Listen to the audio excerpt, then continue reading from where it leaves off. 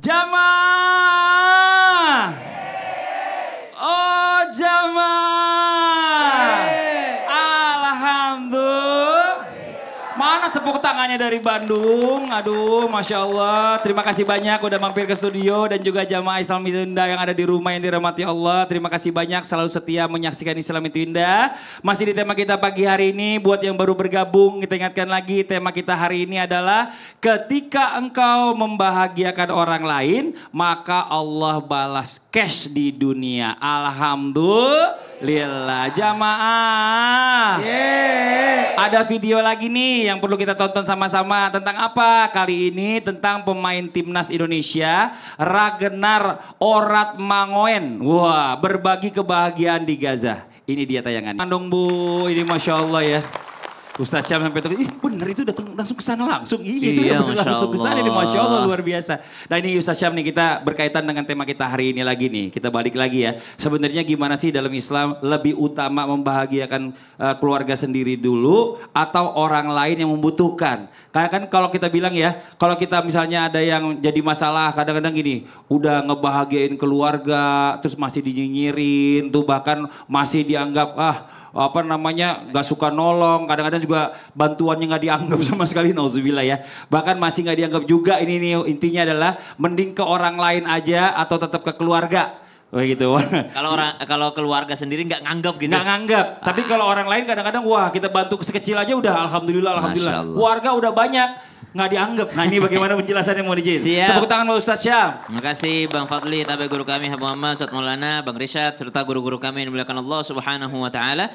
Al-Qur'an surah An-Nisa ayat 36. أعوذ بالله من الشيطان الرجيم الله واعبدوا الله ولا تشركوا به شيئا وبالوالدين إحسانا وبذي القربى وبذي القربى واليتامى والمساكين والجار ذي القربى والجار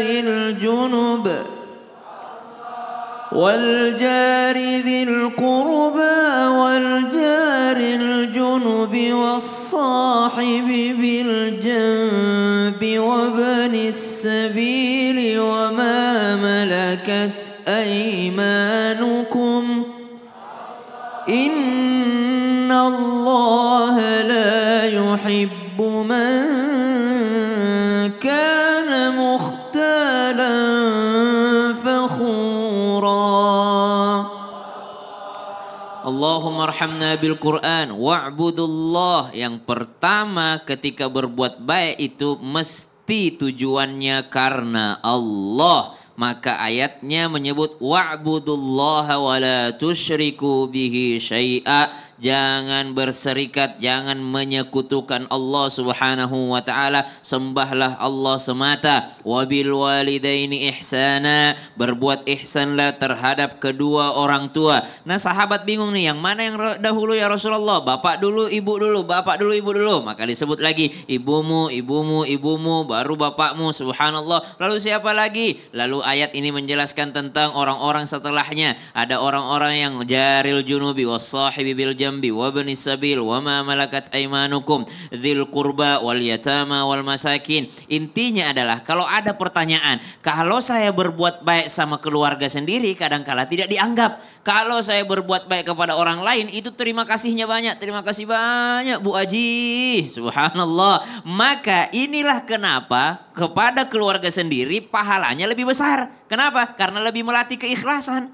Kalau kepada orang lain pujiannya banyak. Sehingga kurang lebih bisa mempengaruhi keikhlasan seseorang berbagi. Kenapa orang senang untuk bikin acara santunan anak yatim. Bikin megah-megahan. Kenapa? Banyak terima kasihnya, banyak kebanggaannya. Itu kan urusan dia dengan Allah Subhanahu wa taala kalau masalah hati. Tapi memang lebih berbahaya itu kalau ada pujian lebih mempengaruhi niat dibandingkan kepada keluarga. Subhanallah udah dikasih banyak masih tetap aja dinyinyirin. Makanya pahalanya banyak. Udah disampaikan sama Nabi, engkau keluarkan dinar untuk di jalan Allah, untuk ini segala macam masih jauh lebih banyak ketika engkau keluarkan untuk keluargamu. Nah, apalagi kalau keluarga kalau kadang-kadang takutnya ya minjem duit lupa balikinnya gitu. Itu lebih Waduh, bahaya itu. makanya jangan dipinjemin, disedekahin aja. Sedekahin harusnya. Makasih banyak Ustaz Syam, tepuk tangan buat Ustaz Syam.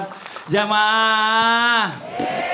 Kita panggil lagi Rishad nih, Rishad Bey. Wah, Bayas Ut disingkat Rishad Bey. Wah, lebih gampang. Oke, Syed tadi nih ya Ustaz Syam kan bicara masalah tentang segala sesuatu yang kita lakukan ini, mau sedekah, mau apa bentuknya harusnya karena Allah. Cuma kan kalau kita bicara masalah Gen Z nih, wah, kalau ngeliat Rishad nih kayaknya langsung Gen Z gitu ya. Gen Z karena anak-anak muda ini kadang-kadang yang namanya dia berbuat sesuatu. Ya mohon maaf sebelumnya bukannya menyalahkan anak muda aja, ada juga yang gen-gen sebelumnya juga begitu. Cuma ini kan kadang-kadang masalah ini gak pernah hilang. Jadi berbuat sesuatu itu menunggu validasi. Menunggu validasi dari orang. Pengakuan ya validasi ibu bapak ya. Pengakuan dari orang, dia ternyata banyak sedekahnya. Oh ini segala macam. Nah sekarang bagaimana caranya ya buat anak-anak Gen Z ini bisa melatih juga buat teman-teman atau mungkin orang tua supaya berbuat sesuatu ini ikhlas atau membahagiakan orang lain ini ikhlas karena Allah tapi tidak mengharapkan validasi. Mohon izin penjelasannya, silakan. Masya Allah. Ya, kalau kita berbicara tentang anak-anak muda, terutama anak-anak Gen Z, kenapa sekarang itu banyak banget di antara anak-anak Gen Z itu yang pengen banget dapat validasi atau bahasa zaman sekarang tuh haus validasi gitu Bang Madri ya? Ya betul. Masya Allah. Nah, kalau kita mengacu kepada firman Allah Subhanahu wa taala, Allah itu bilang di dalam surah Al-Insan ayat yang ke-9, Allah Subhanahu wa taala mengatakan innama nut'imukum liwajhillah. Jadi penghuni surga itu Allah ceritakan, jadi Allah ceritakan kepada penghuni surga tentang bagaimana penghuni surga itu menceritakan ciri-ciri mereka. Katanya innama nut'imukum liwajhillah la nuridu minkum jazaa'aw wala syukura. Penghuni surga itu mengatakan sungguhnya kami itu memberi makan, kami itu berinfak, kami itu bersedekah liwajhillah. Kita hanya butuh sama Allah aja, kita butuh sama atensinya Allah aja. La nuridu minkum jazaa'aw wala syukura. Dan kami juga nggak peduli atas terima kasihnya orang. Kita nggak peduli atas perhatiannya orang. Jadi udah nggak peduli sama manusia. Bener-bener fokus kepada atensinya Allah Subhanahu wa taala. Jadi itu termasuk daripada ciri-ciri orang yang penghuni surga tadi. Bahkan Nabi SAW juga mengatakan tentang kita nih kalau udah bersedekah, kita nih kalau sudah beramal, jangan sampai diungkit-ungkit. Kata Nabi SAW, la tubtilu shadaqatikum bil manni wal adza. Jangan engkau rusak pahala sedekah kalian itu dengan mengungkit-ungkit, dengan membicarakan, dengan apa misalnya biasanya itu. Kalau orang-orang tuh banyak dibahas, di-share kemana-mana. Jangan sampai kalladina yunfikuna shadaqatihim. Sebagaimana orang-orang yang bersedekah, ri'a annas, dia hanya pengen pamer. Dia pengen dilihat sama manusia. Maka termasuk kita anak-anak muda ini kalau bisa, udahlah kalau pengen sama dengan ciri-ciri penghuni surga tadi adalah bersedekah, berbuat baik, beramal, bener-bener pure murni pengen dapat perhatian sama Allah. Kalau bahasa anak muda sekarang, capernya itu sama Allah Subhanahu wa taala. Dan itu insya Allah bisa membuat kita lebih ikhlas sehingga amal kita ke depannya itu bisa lebih nyaman dan kita nggak peduli akan penilaian manusia. Kurang lebih kayak gitu. Masya Allah. Jadi kalau misalnya zaman sekarang kan begini. Ya oke, kita sumbang masjid ya sekarang ya 5 juta buat masjid gitu ya. Kalau zaman dulu ada lagi sebenarnya. Apa itu? Dari zaman dulu udah ada dari hamba Allah. Dari hamba Allah, pengumuman buat masjid, ada yang nyumbang 10 juta dari hamba Allah. Seoleh teman, itu hamba Allahnya saya itu. Jadi sebenarnya masalah itu dari dulu ada, cuma beda versi. Beda versi. Makasih banyak, tepuk tangan buat Rishad. Silakan duduk lagi Rishad. Oke, sekarang waktu kita memberikan kesempatan buat jamaah yang ada di studio ya, untuk curhat sama guru-guru kita. Tapi sebelumnya kita masuk dulu ke segmen Curhat Dang Ustadz. Iya, kami curhat. Oke, yang mau curhat boleh silakan angkat tangannya. Mana? Wah, Yang ini dulu ibu dari sebelah sini. Boleh maju ke depan ibu. Ibu, sini bu, sebelah saya. Oke, sepatunya pink, bagus loh. Oke, perkenalkan dirinya bu. Assalamualaikum warahmatullahi wabarakatuh. Waalaikumsalam warahmatullahi wabarakatuh. Saya Ibu Mardiah dari Majelis Taklim Ar-Rahman Bandung. Tepuk tangan buat Ibu Mardiah. Singkatnya Curhat perkenalannya. dong Pak Ustadz. Boleh dong Ibu Mardiah. Saya mau bertanya Pak Ustadz, bagaimana menanggapi hati yang sabar dengan ikhlas ketika suaminya poligami? Nah, ya Allah kenceng amat poligaminya. Poligaminya udah berapa lama suaminya? Udah lama, udah 5 tahun adalah yang 5 tahun. bapaknya anak-anak itu. Waktu pertama poligami itu Iya. ngomong gak sama ibu? Ngomongnya gimana? Kumaha ngomongnya? Ya Suka gitu. ya gitulah gimana mah kita misalnya bapak nikah lagi. Tapi kan hatiku berdebar-debar, sakit. Walaupun ngomong boleh Pak, tapi jangan lama-lama. Boleh jangan lama-lama. Kumaha ya ibu kan, mah? Ya kan katanya mau apa ya? Apa? Mau sebentar Doang gitu. katanya. Ya, Nggak taunya gitu. sekarang udah 5 tahun lebih. Iya, Nah, udah coba mampus. ibu sekarang ibu tenang dulu. Iya. Ya, ibu coba nengok sebelah sini. Nah, dijawab dulu sama yang ini maksudnya. Habib pun izin jawab, Bib. Silakan Pak Bib. Iya. Dijawab dulu, Bib. Coba. Baik, Masya Allah. Kan sesuatu itu sudah terjadi, Bu. Iya, Pak. Kecuali saya pribadi tidak pernah melarang orang untuk poligami. Tapi memang sedikit tidak menganjurkan. Iya. Tidak melarang dan tidak menganjurkan. Makanya Allah Subhanahu wa taala mengatakan kalau tidak mampu ya cukup satu biar adil. Iya. Nah, buat ibu yang sudah terjadi semua kan takdir Allah Subhanahu wa taala. Jadi kita nggak bisa bilang sebentar atau lama atau segala macam. Jadi ibu supaya menerimanya dikatakan siapa orang yang berbakti kepada suaminya, menerima apa yang sudah ditakdirkan oleh Allah Subhanahu wa taala, insya Allah ibu masuk surga sama jilbab-jilbabnya. Amin.